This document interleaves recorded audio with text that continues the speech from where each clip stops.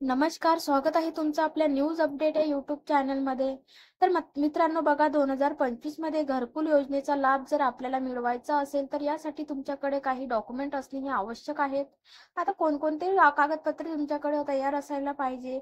जर हे डॉक्युमेंट तयार असतील तरच तुम्हाला 2025 मध्ये जो राज्य सरकारच्या माध्यमातून प्रत्येक ग्रामपंचायत अंतर्गत एक जो सर्वे केला जाणार आहे, नवीन फॉर्म भरून घेतले जाणार आहे, त्याबद्दलचीच माहिती राज्याचे मुख्यमंत्री देवेंद्र फडणवीस यांच्या माध्यमातून स्पष्टपणे देण्यात आलेली आहे. केंद्रीय ग्राम विकास मंत्री शिवराज सिंग चौहान यांच्या माध्यमातून सुद्धा महाराष्ट्रासाठी तब्बल 20 लाख घरकुल मंजूर करण्यात आलेले आहेत. आता हे घरकुल प्रत्येक लाभार्थ्यांना हमखास मिळणार आहेत. परंतु तुमच्याकडे जर डॉक्युमेंट हे तयार नसतील तर तुम्ही या योजनेपासून नक्की बाद होणार आहात. यासाठी लवकरात लवकर जर डॉक्युमेंट तुमच्याकडे नसतील तर डॉक्युमेंट तयार करून ठेवा. पीएम आवास योजना म्हणजेच प्रधानमंत्री योजना असेल किंवा या व्यतिरिक्त ज्या काही विविध योजना आहेत ते राज्य सरकारच्या माध्यमातून राबवल्या जात आहेत किंवा केंद्र सरकारच्या माध्यमातून राबवल्या जात आहेत. या योजनेसाठी हे डॉक्युमेंट तुमच्याकडे कंपल्सरी आहेत. व्यवस्थित माहिती आपण या व्हिडिओच्या माध्यमातून समजून घेणार आहोत. त्यासाठी व्हिडिओ शेवटपर्यंत पहा आणि चॅनलवरती जर पहिल्यांदा आला असाल तर चॅनलला सबस्क्राईब करून बेल आयकन दाबायला विसरू नका. चला तर मग आता व्हिडिओला सुरुवात करूया. तर मित्रांनो, आता आपण प्रधानमंत्री आवास योजना ग्रामीण याबद्दलचीच सविस्तर अशी माहिती आपण या समजून घेणार आहोत. तर इथं पाहू शकता तुम्ही या ठिकाणी तुम्ही पूर्णपणे व्यवस्थित पाहू शकता. प्रधानमंत्री आवास योजनेमध्ये जर आपल्याला लाभ मिळवायचा असेल तर यासाठी सध्या दिलेली जाणारी जी निधी आहे ती म्हणजे एक घरकुलसाठी जी निधी दिली जाते म्हणजेच अनुदान दिले जाते, ते किती दिले जाते याबद्दलचीच माहिती असणं आवश्यक आहे. यामध्ये निधी वाढ सुद्धा केली जाणार आहे. याबद्दलचीच माहिती राज्याचे मुख्यमंत्री देवेंद्र फडणवीस यांच्या माध्यमातून स्पष्टपणे सांगण्यात आलेलं आहे. परंतु सध्या तरी ही निधी एवढीच असणार आहे. तर आता बघा, प्रति लाभार्थ्यांसाठी दिले जाणारे हे एकूण अनुदान आहे ते किती आहे, तर प्रति घरकुलसाठी ग्रामीण भागासाठी जो निधी आहे तो 1,20,000 रुपये याप्रमाणे दिला जात आहे आणि जर डोंगरी भागासाठी 1,30,000 रुपये दिला जात आहे. सध्या तरी दिले जात आहेत. आता त्यामध्ये वाढीव निधी केली जाणार आहे याची माहिती देण्यात आलेली आहे. परंतु याबद्दल अजूनही काही केंद्रीय मंत्रिमंडळामध्ये मंजुरी सुद्धा मिळालेली नाहीये.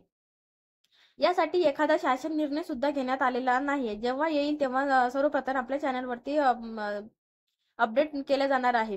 तर बघा, त्यानंतर सदर लाभार्थी निवडीचा अधिकार जो आहे तो ग्रामसभेत देण्यात आलेला आहे.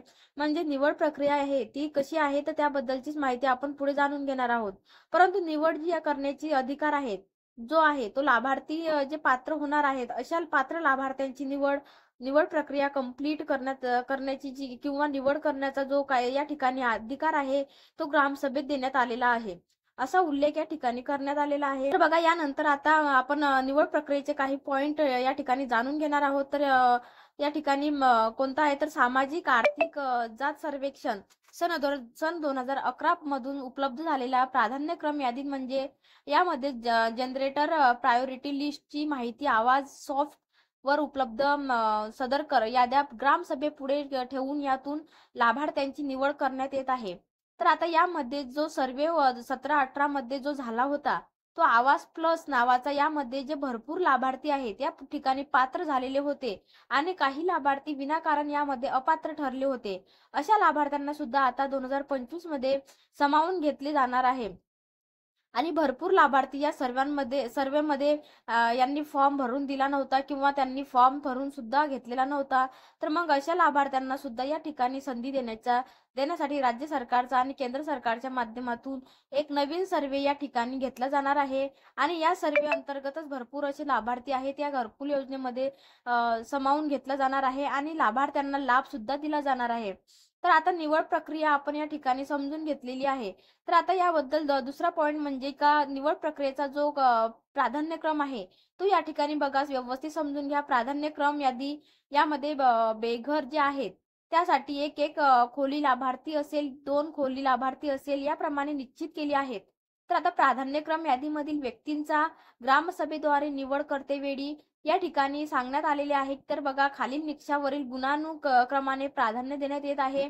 तर या ठिकाणी निकष दिलेले आहेत. तर आता हे कोणकोणते निकष आहेत या पद्धतीने निकषानुसार हे याद्या असतात. तर आता तुम्ही भरपूरदा पाहिलं असेल की माझा 16 ते 59 वयोगटातील जे प्रौढ व्यक्ती नसलेले कुटुंब आहे त्या लाभार्थ्यांना सर्वप्रथम या ठिकाणी लाभ दिला जातो.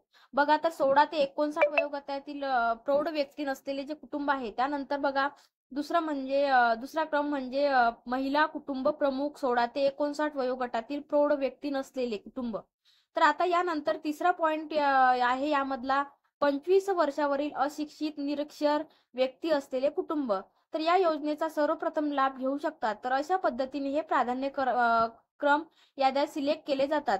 तर आता यानंतर बघा पुढचा पॉइंट यामध्ये सांगण्यात आलेला आहे की अपंग व्यक्ती कुटुंब, ज्यात शारीरिक दृष्ट्या सक्षम प्रौढ व्यक्ती अशा लाभार्थ्यांना सुद्धा या ठिकाणी खोली ठेवले जाते.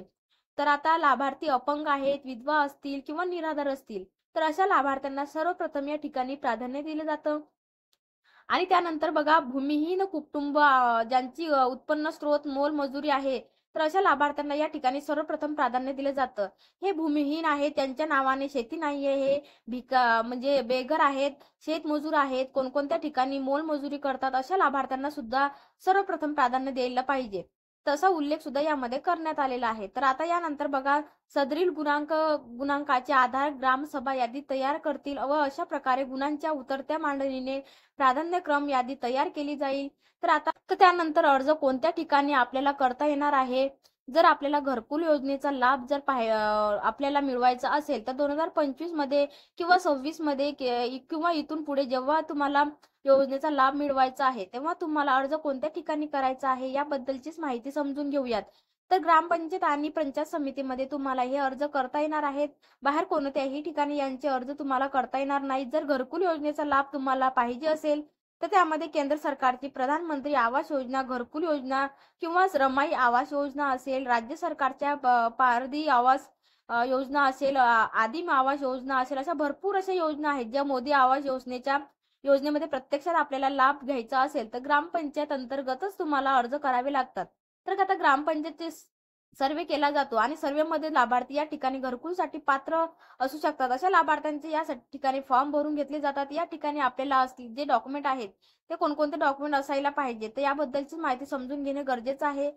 मग या मंजूर यादीमध्ये जर आपल्याला नाव घालवायचं असेल किंवा या यादीमध्ये जर नाव आपल्याला टाकायचं असेल तर डॉक्युमेंट कोणते असणे आवश्यक आहे? तर बघा, डॉक्युमेंट व्यवस्थित समजून घ्या. डॉक्युमेंट जेव्हा तुम्ही समजून घ्याल हे कागदपत्रे जर तुमच्याकडे असतील तरच नक्की तुम्ही या योजनेचा लाभ घेऊ शकता. तर बघा, सर्वप्रथम तुमच्याकडे 7/12 उतारा, मालमत्ता नोंदपत्र, ग्रामपंचायत प्रमाणपत्र, जातीचे प्रमाणपत्र.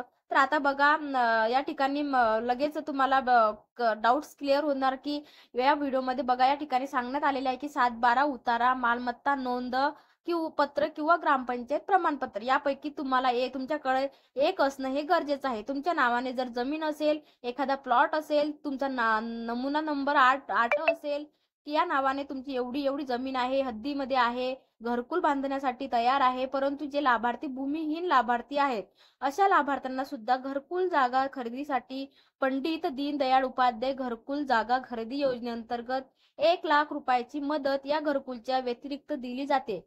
म्हणजेच घरकुलसाठी 1,20,000 रुपये तुम्हाला घरकुल जागा खरेदीसाठी 1 लाख म्हणजेच 2,20,000 रुपये राज्य सरकारच्या माध्यमातून दिले जाते.